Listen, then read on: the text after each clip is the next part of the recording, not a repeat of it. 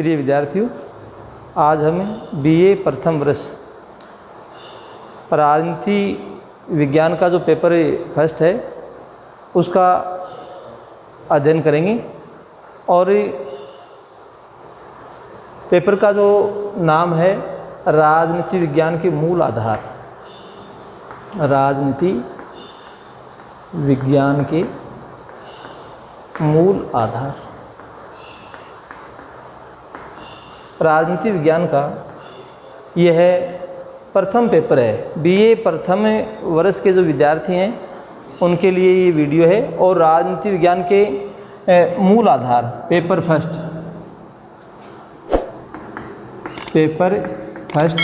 राजनीति विज्ञान के मूल आधार। जैसा कि विद्यार्थियों उस नाम से स्पष्ट हो रहा है, राजनीति विज्ञान के मूल आधार। इसका बेस क्या है? राजनीति विज्ञान की जो जड़ है वो क्या है? इस शीर्षक के माध्यम से राजनीति को विज्ञान के रूप में स्वीकार किया गया। फिर उसका जो मूल आधार, उसका बेस क्या है, राजनीति विज्ञान की नींव क्या है, इनमें किन किन चीज़ों को सम्मिलित किया गया है। तो राजनीति विज्ञान में उसका परंपरागत दृष्टिकोण है, परंपरागत दृष्टिकोण, आधुनिक दृष्टिकोण, आधुनिक दृष्टिकोण,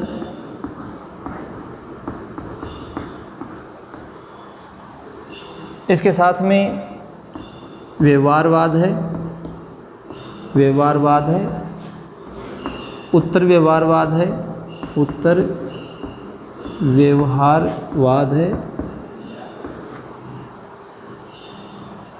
शक्ति है, शक्ति, सत्ता और वैधता।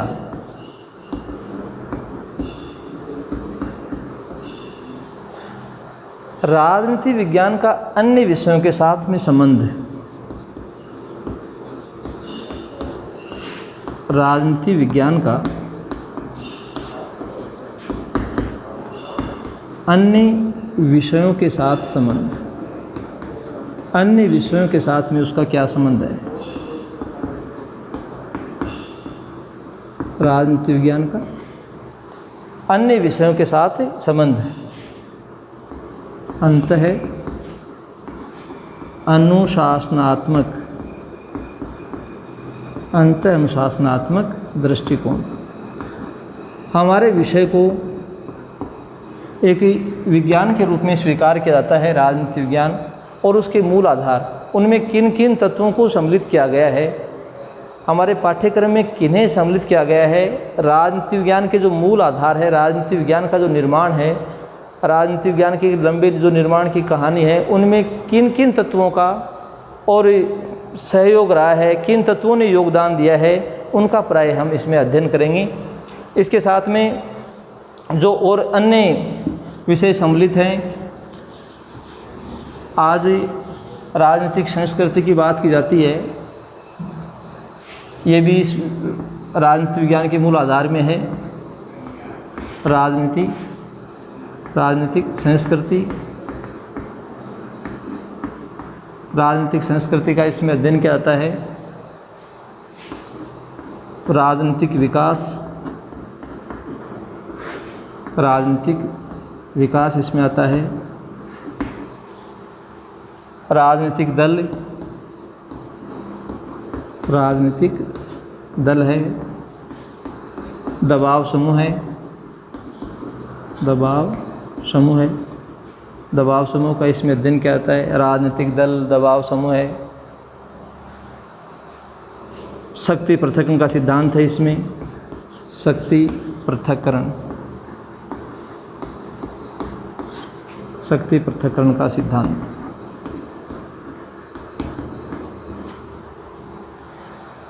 राजनीति विज्ञान के मूल आधार में राजनीतिक संस्कृति, राजनीतिक विकास, राजनीतिक दल, दबाव समूह है, शक्ति पृथक्करण का सिद्धांत है। सरकार के तीनों अंग, सरकार के अंग, व्यवस्थापिका, कार्यपालिका,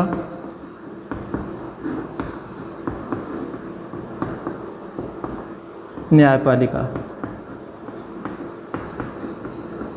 विस्तार से सरकार के इन अंगों की हम विवेचना करेंगे। तुलनात्मक अध्ययन इसमें देखेंगे। राजनीति विज्ञान के मूल आधार के अंतर्गत हमारे पाठ्यक्रम में जो विचारधाराएं रखी गई हैं वो विचारधाराएं भी हैं, इसके साथ में जो विधि का शासन है, विधि का शासन, विधि के शासन का भी इसमें हम अध्ययन करेंगे राजनीति विज्ञान के मूल आधार के अंतर्गत। और जो विचारधाराएं हैं उन विचारधाराओं में हमारे पाठ्यक्रम में जो विचारधाराएं हैं राजनीति विज्ञान के मूल आधार के अंतर्गत, राजनीतिक जो विचारधाराएं हैं, विचारधारा का अर्थ क्या है? विचारधाराएं, विचारधारा का अर्थ क्या है, उसकी प्रकृति क्या है, उस प्रकृति की विवेचना की जाती है। कतिपय जो विचारधाराएं हैं होने को तो बहुत सारी विचारधाराएं हैं, लेकिन जो मूल आधार में राजनीति विज्ञान के मूल आधार में जिन विचारधाराओं को सम्मिलित किया गया है वो है आदर्शवाद, लोकतांत्रिक समाजवाद, लोकतांत्रिक समाजवाद है, उदारवाद को रखा है इसमें, उदारवाद, मार्क्सवाद है, मार्क्सवाद है, अराजकतावाद है, अराजकतावाद, और एक नई विचारधारा के रूप में नारीवाद, नारीवाद। स्त्रियों की स्थिति में किस प्रकार से वर्तमान समय के हिसाब से परिवर्तन किया जा सकता है, किस प्रकार से सुधार किया जा सकता है, ये विचारधारा स्पष्ट करती है। राजनीति विज्ञान ने वर्तमान समय की हम बात करें तो एक अंतर्राष्ट्रीय जो परिप्रेक्ष्य होता है उसमें इसका अध्ययन किया जाता है। हम सब जानते हैं कि आज इसका जो अध्ययन है वो एक व्यक्तिगत स्तर पर नहीं होता है, एक क्षेत्र विशेष के हिसाब से नहीं होता है। धीरे धीरे इसका स्वरूप बदला और इसने अपना जो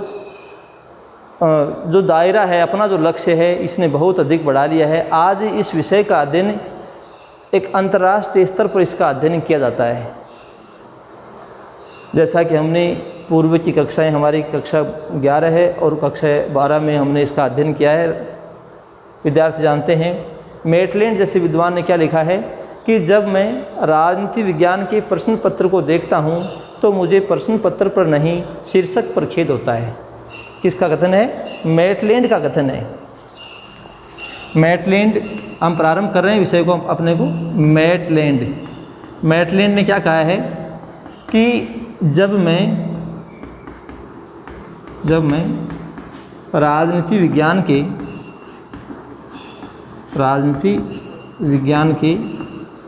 प्रश्न पत्र को देखता हूँ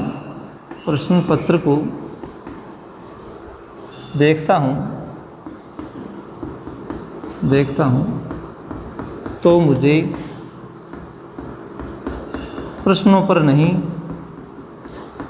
प्रश्नों पर नहीं शीर्षक पर खेद होता है। शीर्षक पर खेद होता है।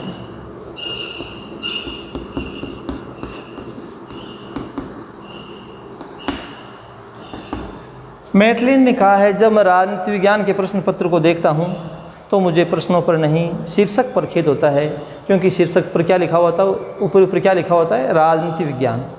राजनीति विज्ञान पेपर पर का जो शीर्षक है वो राजनीति विज्ञान है और उसका जो संबंध होता है उसमें लगभग सारी चीज़ों को उसमें सम्मिलित कर दिया गया। आज राजनीति विज्ञान के अंतर्गत हम कह सकते हैं जो इतिहास है, भूगोल है, अन्य सभी जो मानविक जो समाज विज्ञान के जो विभिन्न अंग हैं उन सब को सम्मिलित कर दिया गया। मानव विज्ञान है, अर्थशास्त्र है, भूगोल है, मैंने अभी आपको बताया इतिहास है, और हमारा साइकोलॉजी है, ये सभी जो विषय हैं, मनोविज्ञान जैसे जो विषय हैं, इन सब को इसमें समाहित किया गया है। इसीलिए मेटलैंड जैसे विद्वान ने इस प्रकार की बात को स्वीकार किया। सबसे पहला जो हमारा विषय है जो आज की कक्षा में हम जानने का प्रयत्न करते हैं। राजनीति विज्ञान, उसका परिभाषा क्या है, उसका क्षेत्र क्या है, उसकी प्रकृति क्या है, और प्रमुख रूप से किस संदर्भ में, जो परंपरागत दृष्टिकोण है उसके संदर्भ में। परंपरागत दृष्टिकोण, राजनीति विज्ञान का परंपरागत दृष्टिकोण। आज की कक्षा में हमें बीए प्रथम वर्ष के राजनीति विज्ञान पेपर फर्स्ट में जो पहला हमारा टॉपिक है परंपरागत दृष्टिकोण, उसके बारे में हमें विवेचना करेंगे। परंपरागत दृष्टिकोण, इसमें सबसे पहले महान दार्शनिक हम अरस्तु के कथन की विवेचना करते हैं। अरस्तु ने क्या कहा है कि समाज द्वारा सुसंस्कृत मनुष्य सब प्राणियों में सर्वश्रेष्ठ है। अरस्तु क्या लिखता है कि समाज में जितने भी प्राणी हैं उनमें मानव वो एक सर्वश्रेष्ठ प्राणी के रूप में है, परंतु जब वह बिना कानून और न्याय के जीवन जीना प्रारंभ कर देता है तो वह पिशाच बन जाता है, वह निकृष्टतम हो जाता है। बिना कानून और न्याय के वह जीवन जीता है तो वह निकृष्टतम हो जाता है। आगे उन्होंने लिखा है कि समाज में यदि कोई मनुष्य ऐसा है जिसे समाज की आवश्यकता नहीं है, उसे मानव जाति का सदस्य न समझो, वो जंगली जानवर हो सकता है या फिर देवता हो सकता है।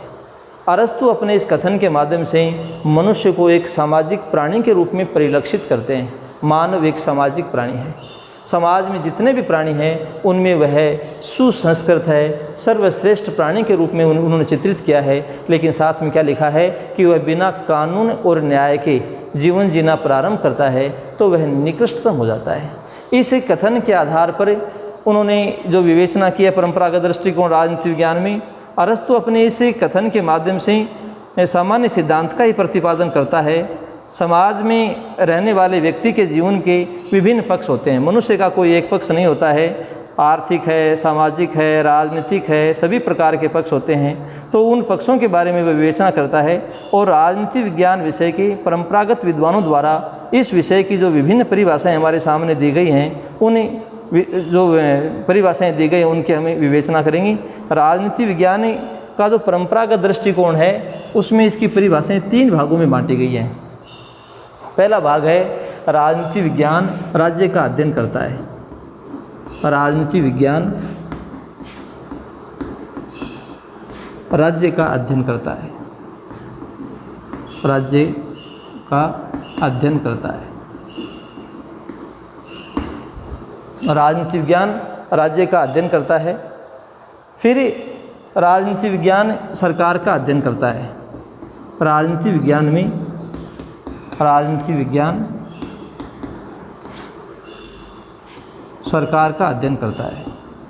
सरकार का अध्ययन करता है। तीसरी परिभाषा है राजनीति विज्ञान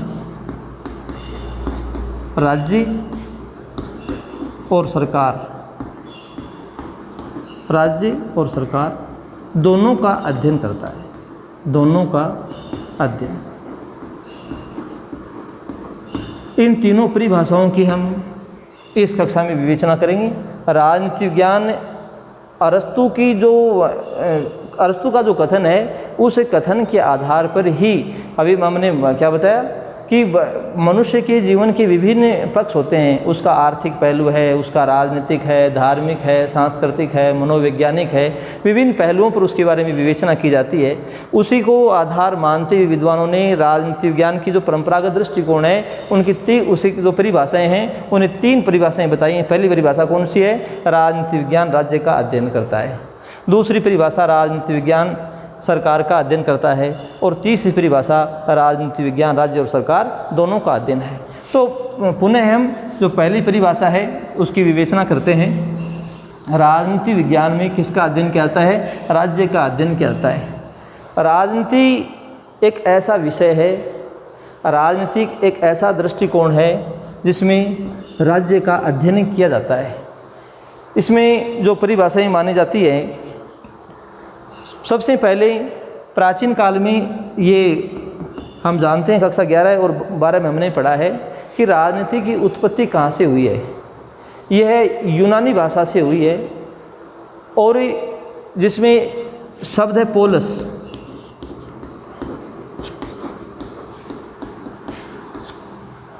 पोलस शब्द से राजनीति विज्ञान की उत्पत्ति हुई है। पोलस से आगे चल कर के फिर पॉलिटिक्स का निर्माण हुआ।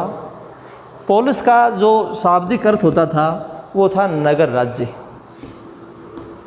नगर अथवा राज्य या नगर राज्य। यूनान तत्कालीन समय में विभिन्न प्रकार के छोटे छोटे नगर राज्यों में विभक्त था। राजनीति विज्ञान में किसका अध्ययन किया जाता है? राज्य का अध्ययन किया जाता है। इसकी उत्पत्ति किससे हुई है? इसका जो शाब्दिक अर्थ है वो क्या है? पोलस का जो शाब्दिक अर्थ है नगर राज्य। इसमें जो परिभाषाएं मानी जाती हैं, राजनीति विज्ञान का जो अध्ययन किया जाने लगा और कुछ ही विद्वानों ने इसकी जो परिभाषाएं प्रमुख रूप से मानी है, राजनीति विज्ञान राज्य का अध्ययन करता है।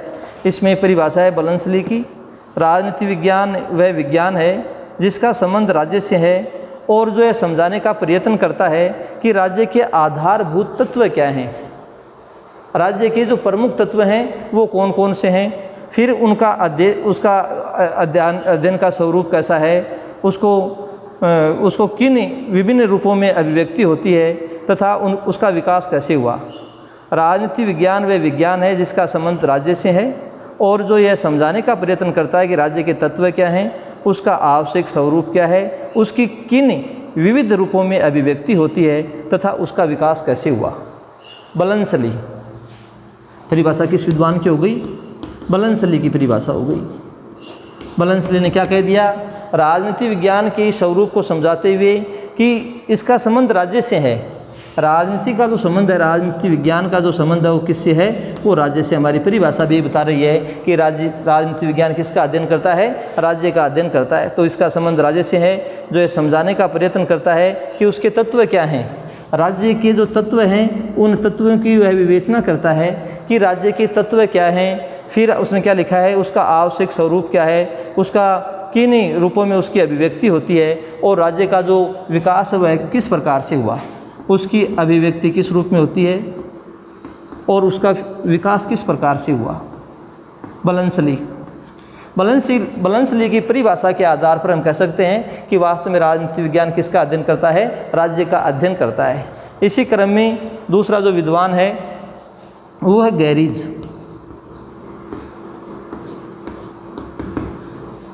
गैरीज ने इसके बारे में क्या लिखा है कि राजनीति विज्ञान में शक्ति की संस्था के रूप में राज्य का समस्त संबंधों, उसकी संपत्ति, स्थिति, प्रयोजन, नैतिक महत्व, आर्थिक समस्याओं, अस्तित्व की अवस्थाओं, वित्तीय पहलू तथा उद्देश्य आदि पर विचार किया जाता है। गैरीज का कथन देखिए, गैरीज ने क्या लिखा है कि राजनीति विज्ञान में शक्ति की संस्था के रूप में राज्य के समस्त संबंधों, तो राज्य को उसने शक्ति की संस्था के रूप में परिभाषित किया है। शक्ति की संस्था, शक्ति की संस्था है, शक्ति की संस्था के रूप में इसे परिभाषित किया गैरीज ने। और वो भी वैसा ही मानता है कि उसकी संपत्ति क्या है, उसके संबंध कैसे हैं, उसका प्रयोजन क्या है, उसका नैतिक उद्देश्य क्या है। दोनों विद्वान, बलंसली भी ऐसा ही मानता है और जो गैरीज है वो भी ऐसा ही मानता है। शक्ति की संस्था, राज्य वास्तव में सर्वोच्च समुदाय है।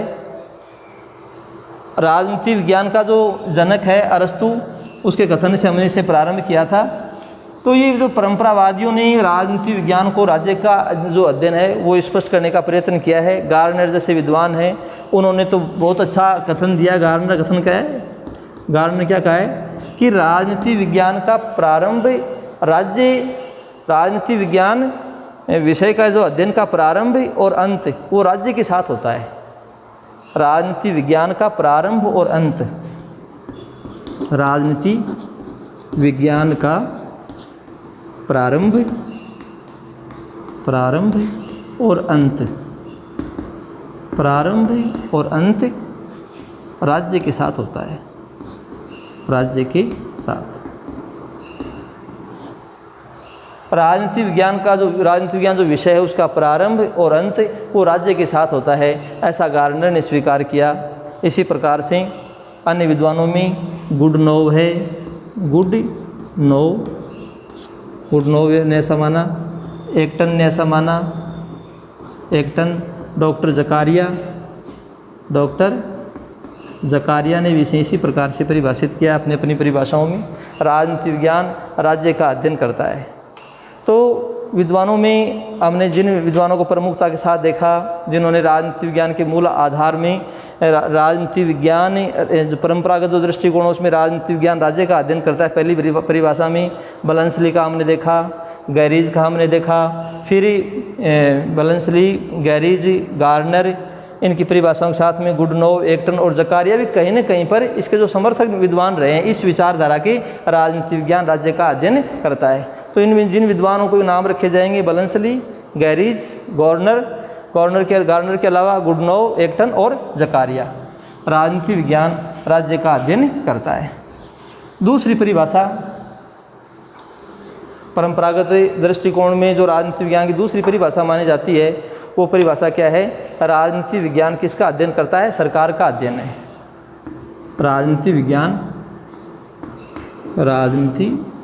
विज्ञान सरकार का अध्ययन करता है।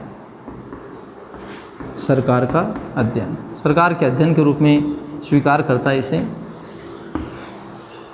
इसमें जो समर्थक विद्वान हैं उनमें शीले और लिकोक का नाम आता है। शीले और लिकोक ये इसके समर्थक विद्वान हो गए। शीले और लिकोक ने ऐसा माना है। शीले के शब्दों में शीले ने क्या लिखा है इसके बारे में? राजनीति विज्ञान उसी प्रकार से राज्य के तत्वों का अनुसंधान करता है, संचालन करता है, जैसे संपत्ति शास्त्र संपत्तियाँ करता है, अर्थात जो अर्थशास्त्र है वो धन का अध्ययन करता है। रेखा गणित में स्थान और दूरी का किया जाता है। अंक गणित में अंकों का अध्ययन किया जाता है। ठीक इसी प्रकार से और राजनीति विज्ञान किसका अध्ययन करता है? सरकार का अध्ययन करता है। तो राजनीति विज्ञान शीले ने क्या कह दिया? शीले की जो परिभाषा हो, क्या परिभाषा हो गई कि राजनीति विज्ञान सरकार के तत्वों का उसी प्रकार से अनुसंधान करता है, उसी प्रकार से संचरण करता है जिस प्रकार से संपत्ति शास्त्र या अर्थशास्त्र है वो अर्थ का करता है। रेखा गणित है उसमें स्थान और दूरी का अध्ययन किया जाता है। अंक गणित में अंकों का अध्ययन किया जाता है। जीव विज्ञान में जीवों का अध्ययन किया जाता है। ठीक इसी प्रकार से जो राजनीति विज्ञान है वो सरकार के तत्वों के रूप में इसका अध्ययन स्वीकार करता है। इसी प्रकार में से जो लिकोक की परिभाषा है, राजनीति विज्ञान सरकार से संबंधित विधा है। सरकार से संबंधित विधा है। संबंधित विधा है ऐसा माना है लिकोक ने। कहीं न कहीं पर शीले और लिकोक दोनों विद्वान राजनीति विज्ञान का जो अध्ययन है वो सरकार का अध्ययन मानते हैं। दोनों परिभाषाएं हुई। तीसरी परिभाषा जो हमने देखी, राजनीति विज्ञान राज्य और सरकार दोनों का अध्ययन करता है। राज्य और सरकार, राजनीति विज्ञान राज्य और सरकार दोनों को उन्होंने एक साथ रख दिया। राज्य और सरकार दोनों का अध्ययन, दोनों का अध्ययन एक साथ स्वीकार करते हैं विद्वान। और ये माना जाता है कि न केवल राजनीति विज्ञान राज्य का अध्ययन करता है, न केवल राजनीति विज्ञान सरकार का अध्ययन करता है, अपितु दोनों तत्वों को एक साथ ही सम्मिलित करने का विद्वानों ने प्रयत्न किया है। राजनीति विज्ञान, पॉल जेनेट जैसे विद्वान ने उन्होंने लिखा है कि राजनीति विज्ञान समाज विज्ञान का वह अंग है जिसमें राज्य के आधार और सरकार के सिद्धांतों पर विचार किया जाता है। पॉल जेनेट, विद्वान का नाम क्या है? पॉल जेनेट, समर्थक विद्वान पहला। पॉल जेनेट मानता है कि राजनीति विज्ञान समाज विज्ञानों का वह अंग है जिसमें राज्य के आधार और सरकार के सिद्धांतों पर विचार किया जाता है। राज्य के आधार और सरकार के सिद्धांत,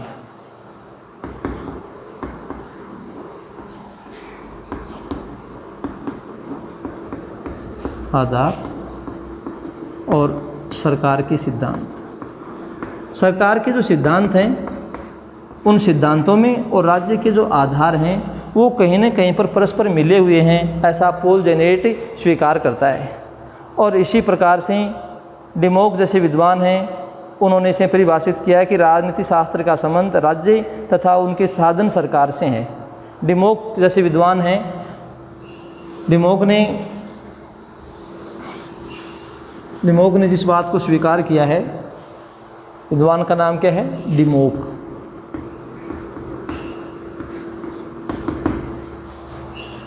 डिमोक ने जो परिभाषा दी है राजनीति विज्ञान राज्य और सरकार का अध्ययन करता, उसमें क्या लिखा उसने? डिमोक मानता है कि राजनीति शास्त्र का संबंध राज्य तथा उसके साधन सरकार से है। राजनीति शास्त्र का संबंध राज्य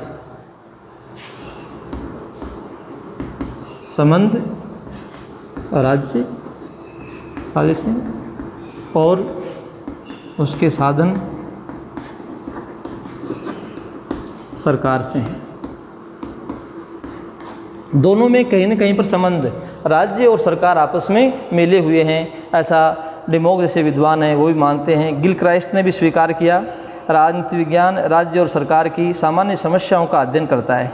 गिलक्राइस्ट कहता है, गिलक्राइस्ट ने क्या लिखा है? गिलक्राइस्ट लिखते हैं कि जो सामान्य समस्याएं हैं उन समस्याओं का अध्ययन किया जाता है। राजनीति विज्ञान राज्य और सरकार की जो सामान्य समस्याएं हैं उन सामान्य समस्याओं का अध्ययन करता है।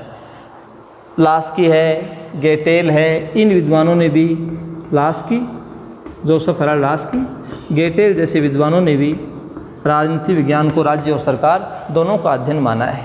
तो इस प्रकार से जो मानवीय तत्व हैं उन्हें मानवीय तत्वों की भी विवेचनाएँ, हम कह सकते हैं बिना मानवीय तत्वों की विवेचना के राजनीति विज्ञान की जो तीनों परिभाषाएं हैं, राजनीति विज्ञान राज्य का अध्ययन करता है, राजनीति विज्ञान सरकार का अध्ययन करता है, राजनीति विज्ञान राज्य और सरकार दोनों का अध्ययन करता है। जब तक मानवीय पक्ष को इसमें नहीं सम्मिलित किया जाता है ये परिभाषाएं अपने आप में अपूर्ण हैं। इसलिए विद्वानों ने जो मानवीय पक्ष है उस मानवीय पक्ष को भी इसमें राजनीति विज्ञान के जो परंपरागत दृष्टिकोण की जो परिभाषाएं देखी उन परिभाषाओं में और मानवीय पक्ष की विवेचना को भी युक्त तरीके से उन्होंने इसमें जोड़ने का प्रयत्न किया है। तो मानवीय पक्ष राजनीति विज्ञान की परिभाषा हम कह सकते हैं ये अपने आप में पूर्ण नहीं है और इसीलिए एनसाइक्लोपीडिया ऑफ सोशल साइंस में हरमन हेलर ने यहाँ तक लिखा था कि राजनीति विज्ञान के संपूर्ण स्वरूप का निर्धारण उसकी मानव विषयक मौलिक मान्यताओं द्वारा ही होता है। एनसाइक्लोपीडिया ऑफ सोशल साइंसेज में हरमन हेलर, मानवीय पक्ष को ठुकराया नहीं जा सकता, हरमन हेलर ने लिखा, स्वीकार किया। हरमन हेलर ने क्या कहा है कि राजनीति विज्ञान के संपूर्ण स्वरूप का निर्धारण उसकी मानव विषयक मौलिक मान्यताओं के द्वारा ही होता है, क्योंकि प्रत्येक वस्तु प्रत्येक सिद्धांत उसका निर्धारण करने वाला कौन है? स्वयं मनुष्य है। तो मानव को नहीं हटाया जा सकता है। मनुष्य की जो जितनी भी क्रियाएं हैं उन क्रियाओं को इसमें जोड़ना जरूरी है। राजनीति विज्ञान की जो परिभाषाएं हैं, राजनीति विज्ञान का चाहे वो अर्थ है, प्रकृति है, क्षेत्र है, बिना मानव के अध्ययन को उसमें सम्मिलित किए बिना वह एक जो वास्तविक विषय है उस विषय में परिणित नहीं हो सकता है। तो वस्तुतः राज्य और सरकार का अध्ययन निरपेक्ष रूप से नहीं वरन मानवीय संदर्भ में किया जा सकता है। अतः राजनीति विज्ञान की न्याय संगत परिभाषा है उसके रूप में हम कह सकते हैं कि राजनीति विज्ञान वह विज्ञान है, राजनीति विज्ञान समाज विज्ञान का वह अंग है जिसके अंतर्गत मानवीय जीवन के राजनीतिक पक्ष का और जीवन के इस पक्ष से संबंधित राज्य, सरकार और अन्य संबंधित जो संस्थाएं हैं, जो संगठन हैं, उन संगठनों का इसमें अध्ययन किया जाता है। तो राजनीति विज्ञान अपने आप में किसका अंग है? समाज विज्ञान का अंग है और उस समाज विज्ञान के अंतर्गत मनुष्य के जितने भी पक्ष हैं उन पक्षों की इसमें विवेचना हो जाती है। ये हमने आज की इस कक्षा में परंपरागत राजनीति विज्ञान का जो परिभाषाएं हैं, विद्वानों ने जो परिभाषाएं बताई हैं, उन परिभाषाओं को हमने देखा। अब थोड़ी सी विवेचना इसी कक्षा में हम इसके क्षेत्र की करते हैं। परंपरागत राजनीति विज्ञान का क्षेत्र क्या है? परंपरागत राजनीति विज्ञान का क्षेत्र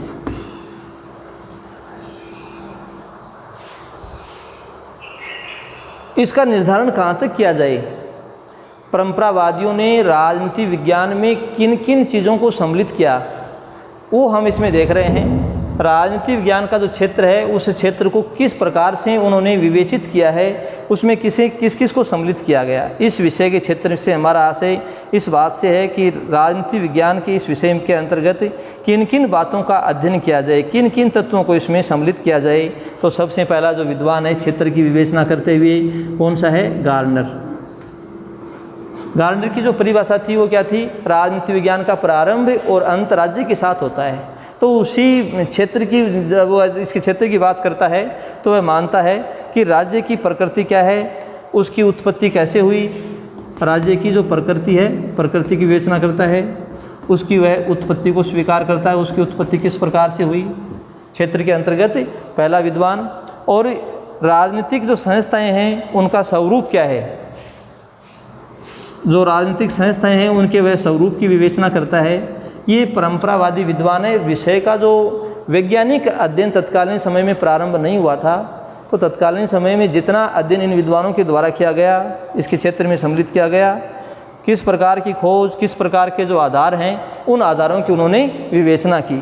फिर जैसे दूसरे विद्वान हैं गेटिल, तो गेटिल भी परंपरागत दृष्टिकोण के क्षेत्र को स्पष्ट करते हुए वह स्पष्ट करता है कि इसमें किसे सम्मिलित किया जाए। तो राज्य की उत्पत्ति को भी इसमें मानता है, राजनीतिक संस्थाओं और सिद्धांतों पर विचार करता है, जो वर्तमान समय की राजनीतिक संस्था और सिद्धांतों का अध्ययन इसमें करता है, राज्य का भावी और आदर्श स्वरूप किस प्रकार का हो निश्चित किया जाए, तो ये वो मान के चलता है। तो विलोबी जैसे विद्वान भी इसमें हैं। राजनीति विज्ञान जिन जिन महान विषयों की व्याख्या करता है वे हैं सरकार और कानून। तो विलोबी क्या मानता है, विलोबी भी इसमें मानता है सरकार और कानून को। विलोबी ने इसके क्षेत्र के अंतर्गत सरकार और कानून को सम्मिलित किया गया, सरकार और कानून को सम्मिलित किया है, सरकार को सम्मिलित किया, कानून को सम्मिलित किया इसमें विलोबी ने। तो आगे चल कर के और संयुक्त राष्ट्र संघ की जो शैक्षणिक, वैज्ञानिक और सांस्कृतिक संगठन जिसे हम यूनेस्को के नाम से जानते हैं, उसमें भी इसका अध्ययन किया गया। इसके क्षेत्र में इन्होंने सम्मिलित किया यूनेस्को ने कि राजनीति के सिद्धांत हैं उनको सम्मिलित किया गया, राजनीतिक संस्थाओं को सम्मिलित किया, राजनीतिक दल दबाव समूहों को सम्मिलित किया गया, लोकमत को सम्मिलित किया गया, और जो अंतर्राष्ट्रीय संबंध है उन अंतर्राष्ट्रीय संबंधों की यूनेस्को के द्वारा इसकी विवेचना की गई। तो राजनीति विज्ञान का जो परंपरागत दृष्टिकोण है उसके क्षेत्र में यूनेस्को की जो रिपोर्ट है, यूनेस्को का जो अध्ययन है, वो इस बात को स्पष्ट करता है कि इसमें सारे जो पहलू हैं वो आ गए, राजनीति के सिद्धांत भी इसमें आ गए, राजनीतिक संस्थाएं भी आ गई, राजनीतिक दलों का भी इसमें अध्ययन आ गया, साथ में फिर दबाव समझ भी आ गए, अंतर्राष्ट्रीय संबंधों की विवेचना भी की। तो आज की कक्षा में विद्यार्थियों हमने राजनीति विज्ञान का जो परंपरागत दृष्टिकोण है उसके अनुसार राजनीति विज्ञान की जो परिभाषाएं, वो परिभाषाएं क्या हैं, और परंपरागत जो राजनीति विज्ञान रहा है उसका क्षेत्र क्या है, उसका हमने अध्ययन किया। धन्यवाद।